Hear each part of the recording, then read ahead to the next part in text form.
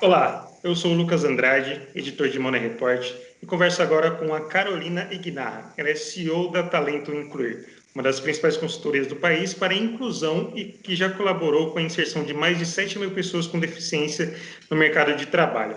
Tudo bem, Carolina? Obrigado pela gentileza. Tudo bem, Lucas? Agradeço aqui a oportunidade. Carolina, para a gente abrir essa entrevista, gostaria que você contasse um pouco mais da sua trajetória. Você tem formação em educação física e ficou paraplégica depois de um acidente de moto em 2001. O que esse episódio representou em sua vida e também na sua carreira?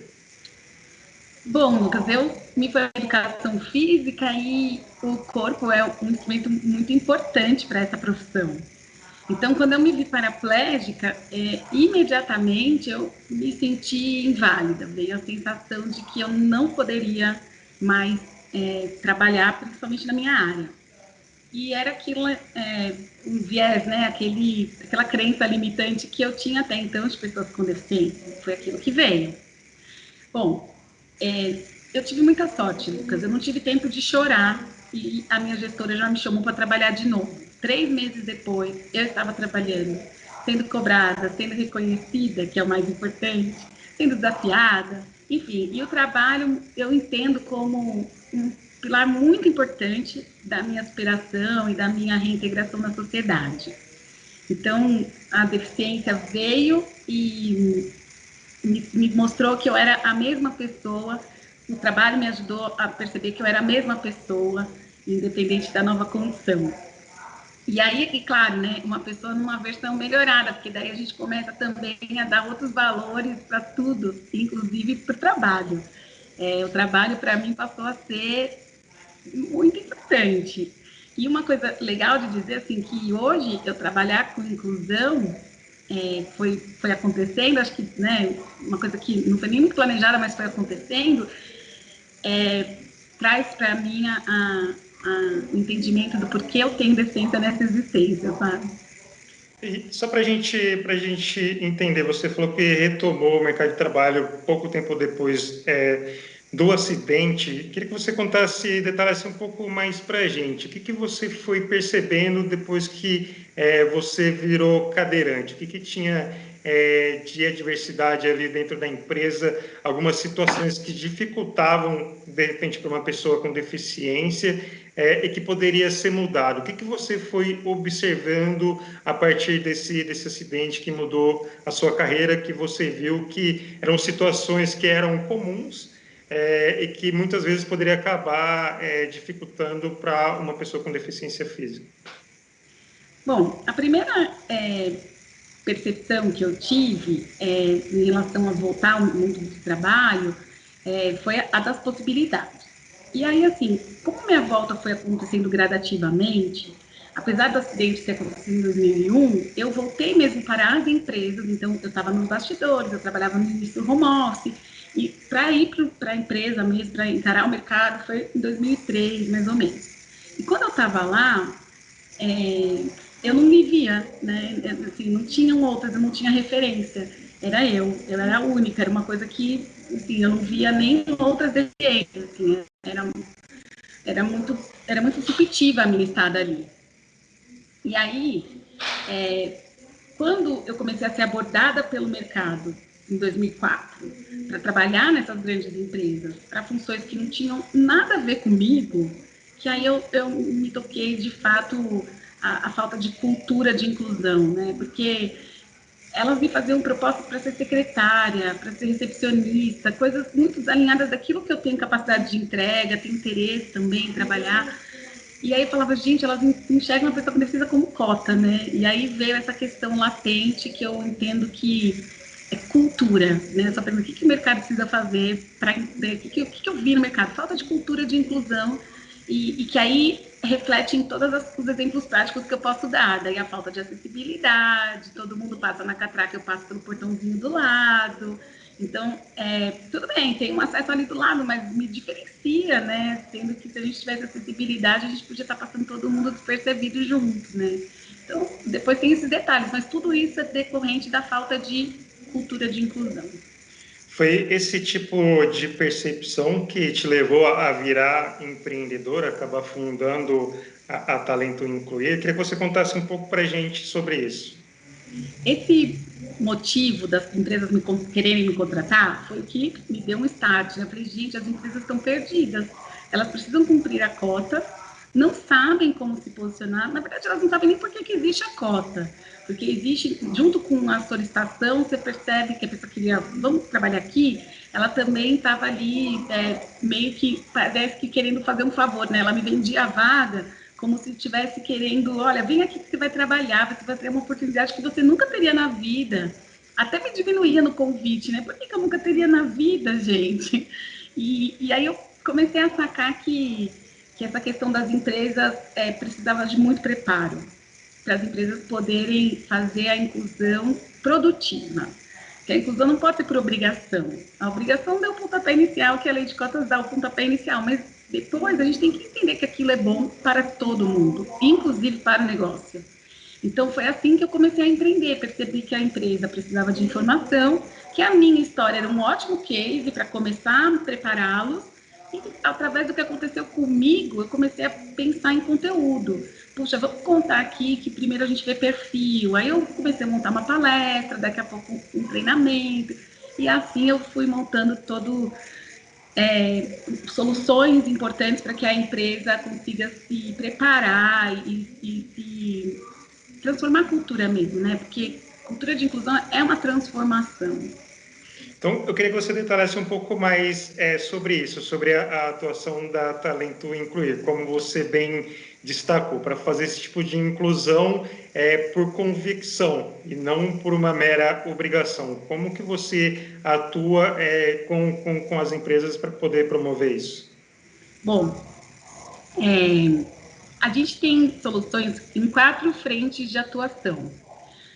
Uma frente é a frente de conscientização, que são soluções que têm como objetivo formar uma cultura de inclusão na organização. Então, são palestras, workshops, materiais de comunicação, de diversas formas que a gente consiga informar, né, levar conteúdo para fortalecer a cultura de inclusão.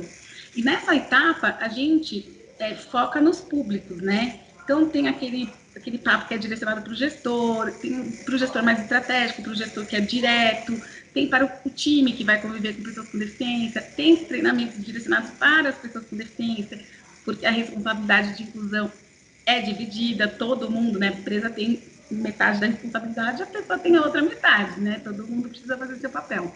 Então, a etapa de conscientização, ela é a mais robusta, foi assim que a gente começou, conscientizando, e a que tem mais soluções.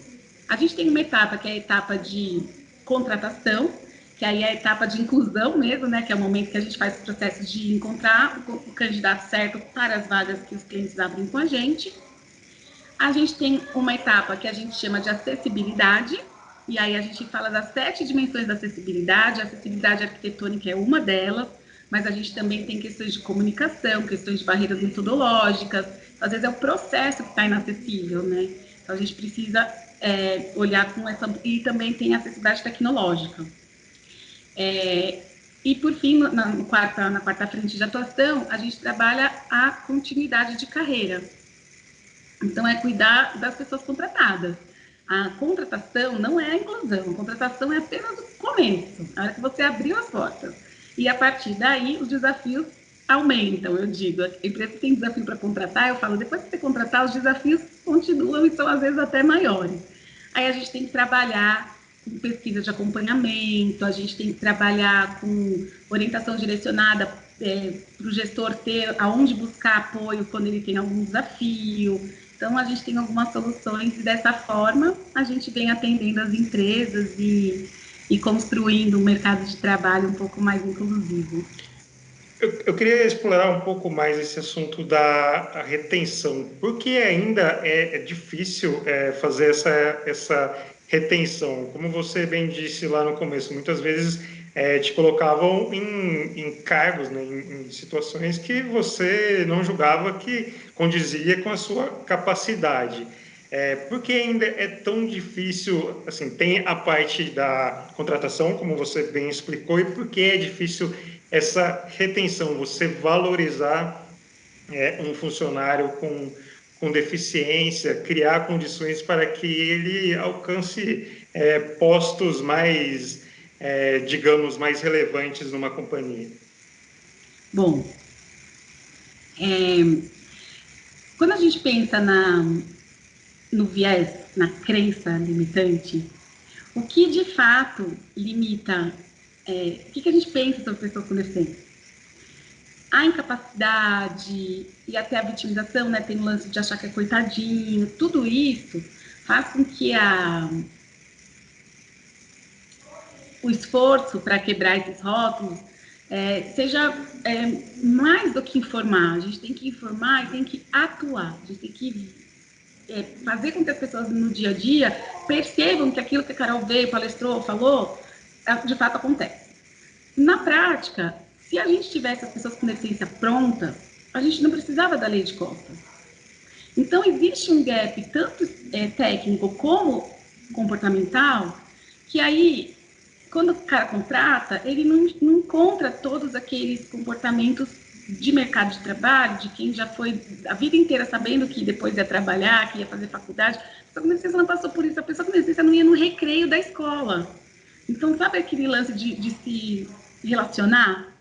A pessoa pulou essa parte. Quando a gente estava aprendendo a se relacionar, porque eu adquiri a deficiência adulta, as pessoas com deficiência estavam trancadas na biblioteca.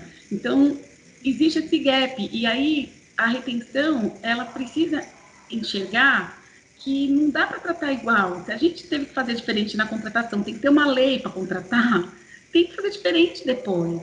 Então, o que a gente acha, assim, o que a gente indica para as empresas de maior ferramenta da retenção é a pesquisa de acompanhamento. Mas eu acompanho, Carol, todo ano tem avaliação de desempenho. Essa avaliação de desempenho é, sim, muito importante, você faz com todo mundo.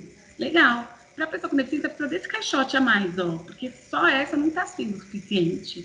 Porque não adianta a pessoa passar o ano inteiro sem performar e chegar no final do ano ver que ela não performou.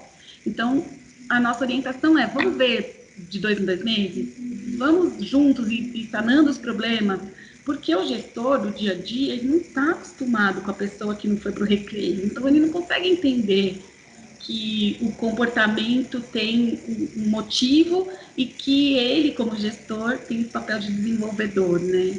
Que infelizmente ele devia ter aprendido na escola, mas a realidade é outra. Então, o acompanhamento é a melhor ferramenta de retenção e, claro, muita disposição. Eu falo que inclusão só dá certo quando a gente está com disposição, porque é desafiador. Se fosse fácil, não precisava da lei, o negócio já estava acontecendo, né?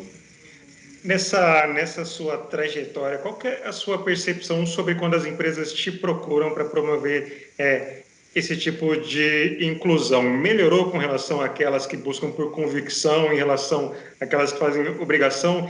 E o que você faz quando você percebe que você está sendo procurada por conta de alguma obrigação? Como que você faz para mudar esse cenário, para mostrar que as coisas precisam ser feitas com convicção? A maior parte das vezes que a gente é procurada é por obrigação, tá? 99%.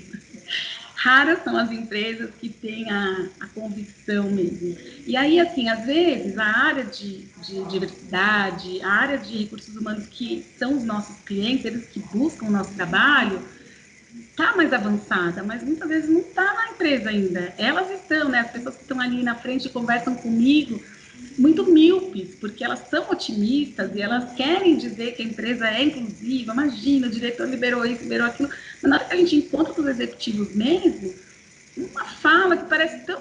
muda tanto o viés deles, e fala que o cara não estava preparado. Não é possível que é o mesmo que aquela moça me pintou, sabe? Então, o que eu vejo é que dizer que empresas com convicção existem são raras. O que hoje a gente tem é muita história de transformação. Então, hoje, gente acordando, executivos, pessoas que têm um poder de transformação nas organizações e começando a arregaçar as mangas para trabalhar, porque a mudança, ela é morosa. Não é instalando dedos que a gente muda uma forma de pensar da idade daquele ser humano, né? Nós somos educados para pensar que a pessoa com deficiência é coitadinha. Não muda em uma conversa. A gente precisa de muito. O trabalho tem que ser contínuo. Então, eu vejo assim, a gente tem um case que a gente adora contar de um cliente nosso que são 9 anos de trabalho e hoje ela vem colhendo frutos. Então, eu vejo que alguns executivos estão com convicção, mas isso não se imprime em toda a organização. Esse capacitismo talvez seja um dos principais entraves, uma das principais pedras dentro de uma companhia que precisa ser superado. O que você pode comentar sobre isso para a gente? Capacitismo? Isso. Bom, o capacitismo, ele é tão sutil, assim, muitas vezes ele é tão ingênuo. As pessoas são capacitistas sem perceber. Nós somos, né? Eu não posso nem me excluir dessa, porque eu digo que todos nós somos preconceituosos em desconstrução.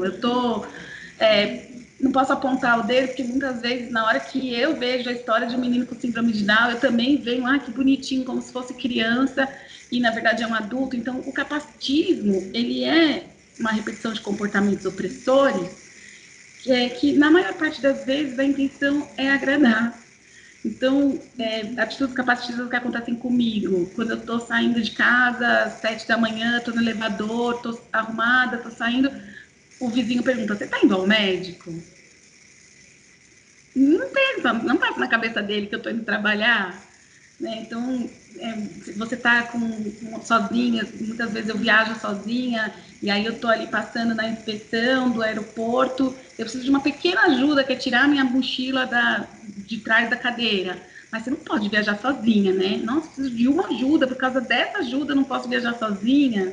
E aí a gente vê o capacitismo repetindo, mas com a intenção mesmo de dizer que a gente precisa ter sempre com alguém, você não precisa estar sozinha, se você ficar sozinha, você é coitada. Então vem todo aquele viés, né, nessas conversas. A gente, para driblar capacitismo, é se posicionando mesmo, né? Eu falo que hoje a gente tem uma juventude com deficiência que tem sido muito importante para a gente influenciar a sociedade para ouvir falar disso, né? Quando eu dava entrevista o ano passado, não me falavam de capacitismo, então hoje já se conhece, né, o comportamento, e que já é um grande ganho para a gente eliminá-lo do nosso jeito de agir, porque a gente só muda aquilo que a gente conhece, né? Aqueles defeitos nossos que a gente nem sabe que tem, fica muito mais difícil reverter, né? Então, o mais importante disso é discutir abertamente sobre esse tema, procurar saber os problemas da empresa para poder resolver e poder absorver bem esses funcionários. Isso, Lucas. E esse lance de entender os problemas, né? A gente sofre uma dificuldade que é instalada na população com deficiência, que tem a ver com reconhecimento. Há muita gente com deficiência que tem uma deficiência menos perceptível, ela não se reconhece como pessoa com deficiência, e aí não tem a força do grupo. E a gente vem perdendo muito espaço com isso, porque se a gente tem a imagem do coitado, e tem gente ali produzindo, entregando, mas que não se identifica, não vai mudar a imagem do coitado e do cara que é pedinte no final, sabe? A hora que a gente tem pessoas entregando, elas precisam dizer, olha, eu sou gerente e eu não tenho uma perna. Porque a hora que ele diz isso, ele traz para clareza uma característica dele, só uma característica, os rótulos são por conta de quem julga, né? Ele dá força para o grupo. Então, quando a gente fala, vamos falar abertamente sobre isso, parece simples, mas na prática a gente tem muitas barreiras para convencer as pessoas de que ter deficiência é só mais uma das suas características, que não te diminui e que também não é o seu valor. É importante a gente trabalhar essa cabeça para as pessoas com deficiência se posicionarem mais e a gente formar esse coletivo, né? A gente vê no movimento Orgulho LGBT, tem o orgulho, tem que fazer parte, é importante. Tem a negritude, com um movimento muito importante para a nossa sociedade. E as pessoas com deficiência não sentem orgulho de quem são. E não é o orgulho da deficiência. Não é bom ter deficiência. O orgulho de ser quem eu sou. E a deficiência faz parte disso. Sabe? Eu seria outra Carol se eu não tivesse deficiência. Talvez melhor, talvez pior, mas não seria essa. Carol, queria trazer para essa conversa agora o assunto da pandemia. Primeiro, vou pegar por um viés da saúde, depois falar mais do mercado de trabalho. Primeiro, pelo lado da saúde. A gente está num país que está entre os piores em números de morte e também de casos. A gente tem visto muitas pessoas com graves sequelas. Quando a gente vê aquela lista de recuperados, a gente vê que os recuperados não especificamente, não são pessoas que estão com 100% das condições de saúde. Então, assim, a gente vê que muita gente com graves sequelas e muita gente que vai voltar para o mercado de trabalho. Você acha que isso vai ser um desafio para as empresas também lidar com isso, com esse cenário, com essas pessoas que tinham uma relevância, tinham uma produtividade e, de repente, vão ter alguma limitação ali por conta das graves consequências por conta da doença? Você acha que isso vai ser um grande desafio para as empresas no retorno dessas pessoas? Qual que é a sua avaliação sobre isso? Lucas, eu acho cedo para uma avaliação muito significativa, porque a gente ainda não entendeu a sequela. Então, com certeza, dependendo da sequela, será muito desafiador. Mas tem uma coisa interessante. Quando eu pergunto, a gente brinca que chama teste da disposição. A gente conta uma história assim, olha, você tem na sua equipe, para um executivo, você tem na sua equipe um gerente que é super bom, que entrega e que foi passar o fim de semana, caiu da moto e está agora paraplégico. Ele passou por um momento de reabilitação, ele quer voltar para o trabalho. O que você faria para voltar? Tudo, né? Moveria mundos e fundos, porque o cara já era um amigo dele, porque o cara já era um cara que ele conhecia, e aí a disposição veio. Aí eu falei, por que você não faz essa mesma disposição para incluir pessoas que você ainda não conhece? Então eu vejo que sim, será desafiador, mas talvez traga essa questão da disposição. Cara, a gente consegue, porque tem um lance de ter um relacionamento pré-estabelecido antes. E se esse relacionamento for positivo, se essa reputação desse cara de fato for considerada, eu acredito que a gente pode ter boas surpresas, sabe? De toda forma, será desafiador.